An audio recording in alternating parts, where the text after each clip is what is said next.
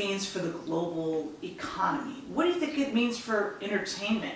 What do you think it means if the rest of the world is looking at this great power nation, right, in this way? Because I love how you're blaming it on all of us. You're saying all of us here are doing it. But I think that the world would be looking at it in a completely different way if we had a responsible leader that was making us, for lack of better words, act a specific way. Or leading by example. Or leading by example. That was the next thing I was going to say. I mean, our president, once again, it's ridiculous. You are the president of the United States. How did you catch COVID? And then not just you, your wife, your son, and your whole cabinet. The White House, they say, looks like a ghost town right now. People are working from home and are terrified because each one is getting them.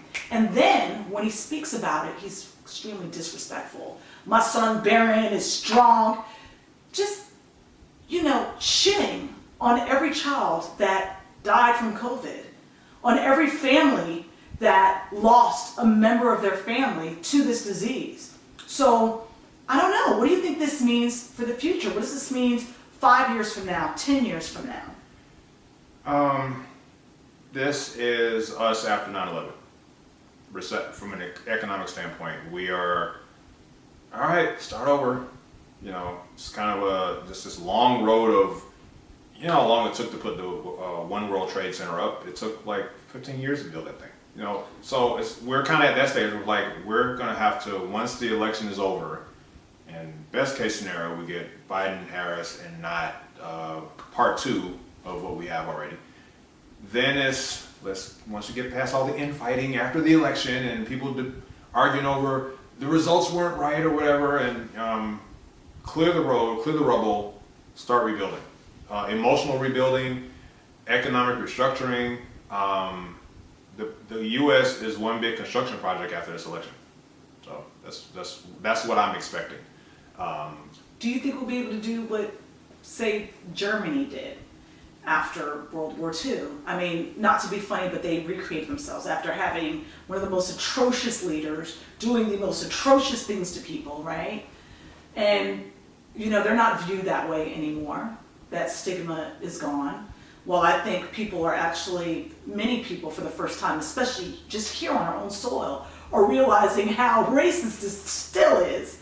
Do you know what I mean? On top of, people not paying attention of this health crisis. Do you think we'll be able to rebuild that way? Or do you think it's going to be something different? You always hope for something different. I got one foot in more of the same, one foot in something different. I think if we are, it's not just the administration, it's the number of people that are just blindly, like the sheep mentality. Well, this is our time now. I think everybody that kind of had their mouth closed and just kept their opinion to themselves during the 8 years Obama was in office are just chest out, well, this is our time now. The ego's got to come out of it. Everybody's ego is involved, and therefore we're not making the progress. So I think it's going to be a lot more of the same before we get to see results. The downside of the presidency, it's kind of like how football is handled. When you get your new player, and you used to have multiple seasons to develop a team around your quarterback, for example. Now, team owners want results the first season. Well, the next administration, it's going to take probably 2 terms, maybe 3, whoever gets elected after that, to see real results in terms of bettering this country. So I don't think we're going to get right away results, and unfortunately we are a nation that wants microwave popcorn results right away, instant gratification. If we can get past our ego, I think we can get those results and maybe reason with the people that are just racist.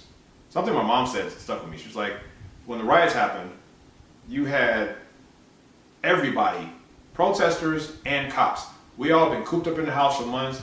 Everybody's frustrated, and everybody took their frustrations out on each other. Whether they were racist or not, they all were just like pent up aggression, and it all just blew up in a race war.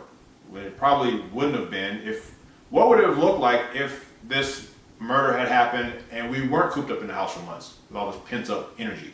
Would it have been a peaceful situation all the way through, or would it have been fights and riots? I don't know.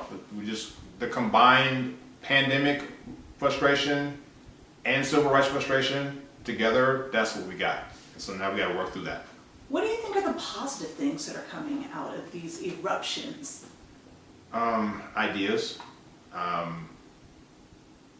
wanting for change and actually taking action, groups that are forming, conversations that are starting that weren't had before. I know of one person that was, if you vote for Trump, then I don't rock with you anymore. And friends are looking at each other different now because of, like, political views play into friendships now. Like, people are like families have been split up. Yeah. And husband and wife, husbands and wives with different political views. Mm-hmm. So ideas are coming out of this, and realizations for who we should be and who we have not been this whole time. Like, I think that's really important to have those conversations and really take a hard look at ourselves. This whole pandemic has been about taking a hard look at ourselves. And when you say us look at ourselves, do you mean all of us with all of our races, or do you mean specifically white people? I mean all of us. Just as much as we collectively want white people to understand our plight. It's something that really stuck out to me. Lovecraft Country, my favorite show on TV. Thanks for putting me on to that too. Last episode, not the last episode, the episode that was about Emmett Till. And Letty's sister was trying to reason with Christina, the white lady. Like, don't you care? And the white lady's like, I don't care about Emmett Till. I don't care about the guys that killed him. And to a point. And she said, and you don't either. Yeah, like now that was interesting because, like, if you look at the white America reaction to this isn't going to be as traumatizing to them because it was our problem. It was we're being oppressed, we're being hurt, and so either they don't know how to react to it to be in solidarity, or they just don't care. You get the two extremes. And don't forget, it's an economic thing. And right now, the economic gap, the wealthy are getting wealthier, and the gap is getting even larger than it already was. So yeah, right. So it's kind of like right now is about like lessons and like, are we really just as much as we're expecting them to understand our plight, are we also looking at our community to see what we can do better for ourselves? Like, I like that Ice Cube had a black agenda to bring to both parties, but like that had to come with, while we're ridiculing white people for not supporting us, what are we doing?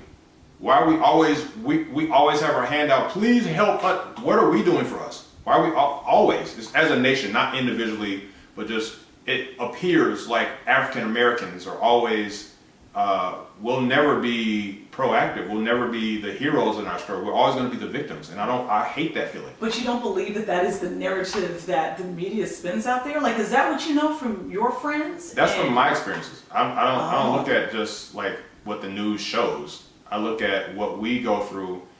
Jobs I've worked where there's just this air of complacency. Like, you know that the job conditions or the pay isn't right, and you know we're working. My mom worked a job where when she retired, early retirement because of health reasons that she developed from working at this job, just the stress of it, they took her one job and split it into three of them. That's how much extra work she was doing. Because they're too complacent to maybe divvy up the work and expand your employee base or raise her pay to validate her having to do all that work. We're so used to things that are going wrong, we don't see hope in things getting better, so we just deal with it. Not saying she was wrong for dealing with it, but she did what she had to do, and I understand her so much more now from working. I work in that same office right next to her and seeing what she dealt with. But we're so used to the bad, we don't collectively strive for the good. There's like pockets of us that do, but I wish it was bigger effort to like improve across the board, and that requires people in power, which tend to be often white, to work with us and get things back to a place where we actually are respected on the level and have some level of privilege equal to or we're not asking to be better than white people. I think the biggest misconception, and I get a lot of my metaphors from TV and music, Solange Knowles' album, where her mom talks about, it's not that I don't like white culture, I'm just proud of black culture. Being proud of being black doesn't mean I hate white people or I hate their culture. I just want them to understand that I'm proud of who I am, and that should be okay. I shouldn't get ridiculed for that. But by the way, Beyonce did give us Black is King during this pandemic. That was important. that was important. It was to The Lion King what The Wiz was to The Wizard of Oz to me. So it was a retelling of the same story. So it was good to see, for kids of this generation to see that story being told, and that it is about African culture, essentially. So that was cool. But I want to see us do more, like on the ground, grassroots work. Okay, let's start some, I don't know, more after school programs or something. You start young to get kids like aware of their value and not so stuck in Their lack. Yeah. Get rid of the victim mentality. Stop letting your phone raise your kid, you know, or your iPad or whatever. Like, give as much time physically as you let your phone give to the kids, so that, you know, they're getting real experiences and not being raised to be so isolated and thus not caring about the next person because they're here on their phone.